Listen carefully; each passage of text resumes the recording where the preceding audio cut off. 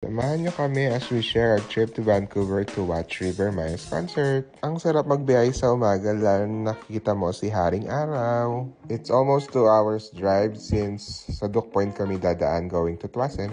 Depende kung saan part kayo ng Vancouver pupunta kasi meron pa isang ferry terminal. We made it on time actually. Marami nang ang car nung dumating kami. Pero wala naging hassle since naka-reserve naman kami. So yun, dinala ni Ron ng kanyang car para hindi kami mahirapan sa Vancouver, though challenging ang mag-drive sa Vancouver. So if you're not professional driver or hindi kayo confident, wag na kayo mag-drive doon. Mag-commute na lang. So yan, nasa loob na kami ng ferry and we'll try their breakfast. And yan, na-enjoy naman namin, though medyo madami nga lang. Kung hindi kayo masyadong gutom, i-modify nyo na lang yung order nyo sa restaurant nila. So yan, nag-enjoy din kami sa labas. And para hindi naman ganun kalamig. So okay lang din naman na magtambay-tambay sa taas. And yan ang aming ferry. BC Ferries. Napakaganda.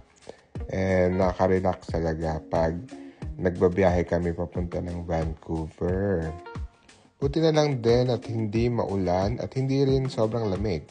So, perfect. Minsan, kapag siniswerte ka, makakita ka rin ng whales and dolphins at ina-announce naman yon ng mga chief steward kapag mayroong sightings. Pero hindi tayo swerte today kasi wala tayong nakita. After 2 hours of sailing, ayan, nakatawid na tayo at nandun tayo sa Tuasen. Kung ako lang talaga, hindi talaga ako magdadrive dito. But since hindi ako yung nagdadrive, so passenger princess tayo. Pero syempre, tutulong din tayo sa pag-navigate ng maps. Pero kahit hindi ako nag-drive, actually, na-stress pa din ako. Kasi nakita ko pa rin yung road at yung mga crazy drivers. Nakakaloka. Buti na lang, confident yung driver natin. Thank you, Boss Ronald. Masarap naman talaga pumunta sa Vancouver. Kung meron kang sasadyain, sasamahan mo rin talaga ng konting gala. And in this case, magsha-shopping sila. Siyempre, magtitingin-tingin din naman ako. Pero alam ko sa sarili ko na hindi ako bibili. Pumunta kami sa MacArthur Glen Designer Outlet. And it's Sunday, so nag-expect kami na talaga magiging busy date.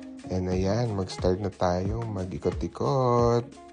At dahil hindi perfect ang kanyang footwear para maglakad-lakad, kaya napabili siya ng rubber shoes. Ayan, hindi pa nagtatagal ang haba agad ng resibo. Hi, ang saya niya. Sana all. Hindi kami masyadong nagtagal sa outlet. Gawa ng maraming ang tao. Yun na nga. So, nag-decide na kami pumunta na sa aming hotel. Hindi kayo magdadrive sa Vancouver, pwede kayo mag-train at mag-bus. Dito kami nagstay sa Accent Inn sa Burnaby kasi malapit siya kung saan magko-concert ang River Maya. And malapit din siya sa ibang lugar na pupuntahan namin. Gusto ko yung idea ng hotel na to kasi hindi siya malaking building na masikip yung daan. Dito parang apartment at condo lang. At syempre, hindi tayo mawalan ng hotel room check. Pagpasok mo, meron agad parang small living room, may couch. Tapos syempre yung kama na dahil hindi naman ganun kalaki yung hotel na binook namin kasi tatlo lang naman kami. Pero perfect na for a group of 3 or 4. Maganda rin naman yung washroom, may microwave, may fridge, may TV, at lumalamig yung kwarto. Nagpahinga lang kami ng konti pero kailangan namin mag-dinner ng time na yan kasi malapit na yung concert ng River Maya. Abangan nyo ang aking next reels kasi dito kami kakain sa Culinaria. See ya!